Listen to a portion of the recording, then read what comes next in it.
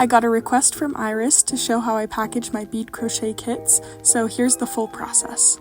I start by winding up bobbins of thread that have the right amount for the project. I thread my string through this hook on the ceiling to make sure it doesn't get tangled as I wind it up, and then I attach this 3D printed contraption to my desk that helps me wind the string faster, and it also has a counter on it to make sure that I have the exact right amount of string.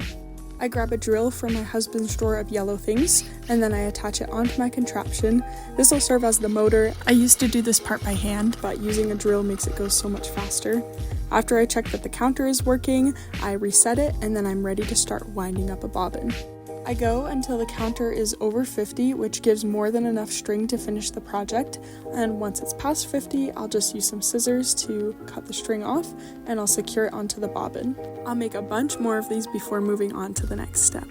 I package bead mats, crochet hooks, and beading needles together.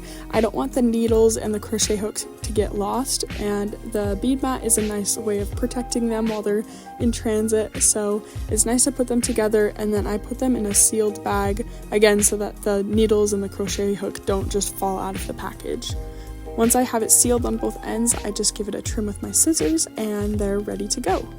The next part of the process is packaging up beads. I use this little scoop to make sure I get the exact right amount, and then I use my sealer in between the different colors to make sure that the beads don't get all mixed up. Once I do the first color, I'll repeat for the rest of them until I have the whole thing finished, and if you request custom colors, I'll do the same process just with the colors that you ask for.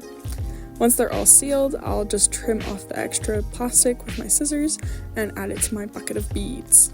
Once I'm ready to package an order, I'll grab a card that has the pattern and tutorial on it, then I'll grab the rest of the materials that they ordered, including sometimes these 3D printed bead trays that I make with my printer. Then I just have to add everything to one of these pink mailers and add a shipping label to the front, and it's ready to go.